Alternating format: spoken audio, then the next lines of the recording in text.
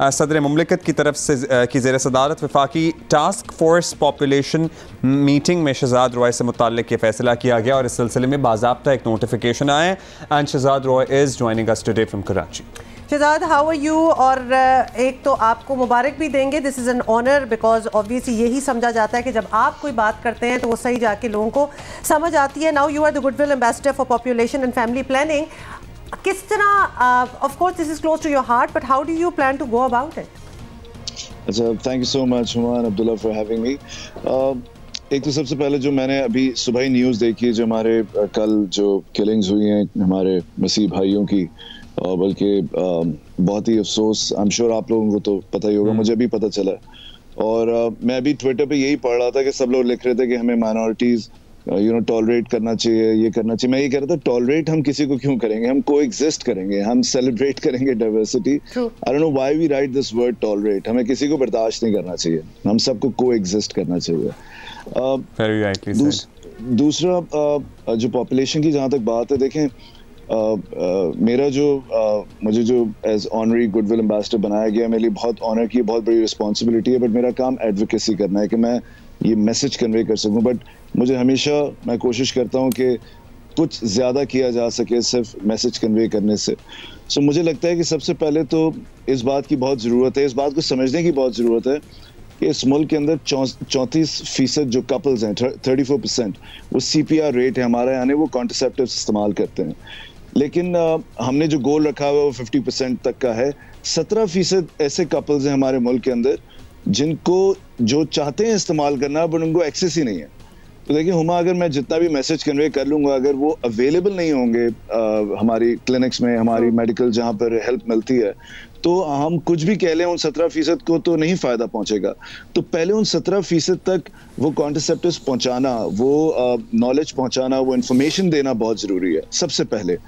उसके बाद फिर सुप्रीम कोर्ट का डिसीजन आ गया है कि कोई बच्चे बच्चियाँ की शादी नहीं हो सकती अगर उनको फैमिली प्लानिंग के बारे में नहीं पता हो, अगर उन्होंने वो कोर्स ना किया हो। देखिए कोर्स कहाँ शुरू होगा, ये और age appropriate school, college, university, इन जगहों के ऊपर इन जगहों के ऊपर ये कोर्स शुरू होगा, जब भी हम इस इशू को एड्रेस कर सकते हैं। सुप्रीम कोर्ट ने कह दिया कि निकाह हो नहीं सकता कि जब तक ये ना कर लें। तो आई थिंक ये वो तमाम चीज़ें, कोई चीज़ ऐसी नहीं पढ़ाई जा रही है अभी, और अगर पढ़ाई भी जा रही है तो बच्चों तक हमारे यहाँ सोशल टैबूज इतने हैं। आप बच्चे बच्चियों की स्कूल कॉलेज में बात कर रहे हैं, लिटरली शादी हो रही होती है दो नौजवानों की, जवान बच्चे बच्ची की, और उनको नहीं बताया जा रहा होता और उनको नहीं इस बारे में उनसे डिस्कशन नहीं की जा रही होती है। आई वंडर, हालांकि सबने फैमिली को आगे बढ़ाना है, सबके बच्चे होने, लेकिन इवन देन ज़्यादा मतलब सवाल तो ये बनता है, और जिसमें ऑब्वियसली आपका कमाल होगा और महारत, obviously you have been given this portfolio and responsibility.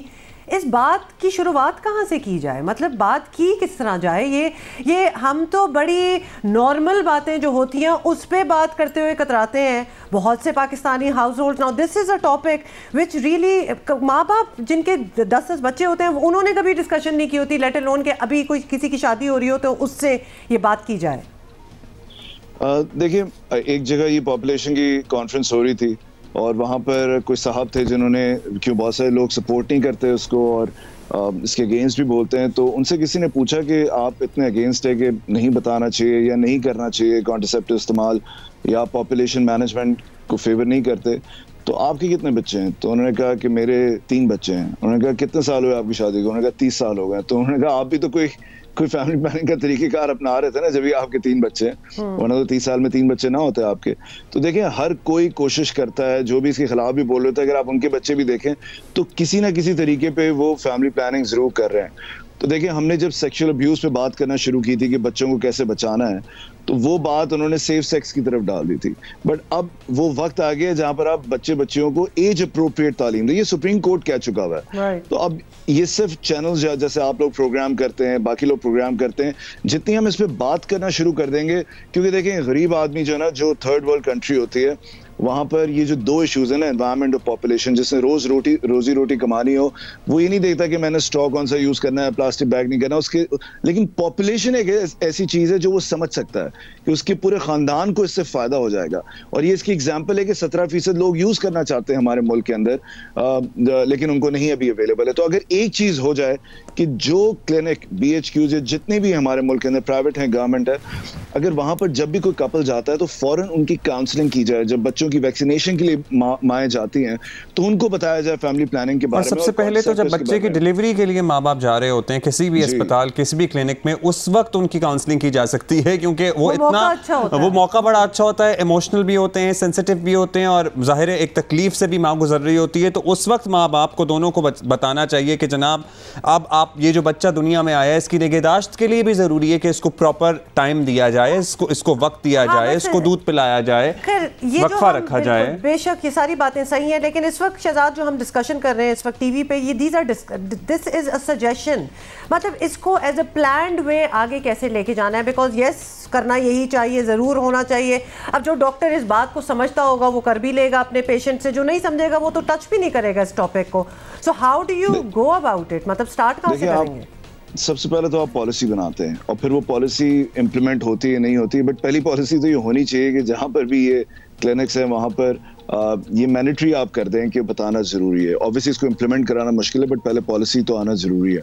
दूसरा एक और इम्पॉर्टेंट बात जो है वो इवन प्राइवेट डॉक्टर्स, जब ख़वातीन उनके पास जाती हैं और वो वीक हो रही होती हैं, उनको मसले हो रहे थे, तो वो उनको वाइटामिन देते हैं और टेस्ट करवाते हैं। इस चीज़ को एड्रेस ही नहीं करते कि बच्चे कितने हैं। 6 साल में 4 बच्चे हैं, स्पेसिंग के बारे में कुछ नहीं पता।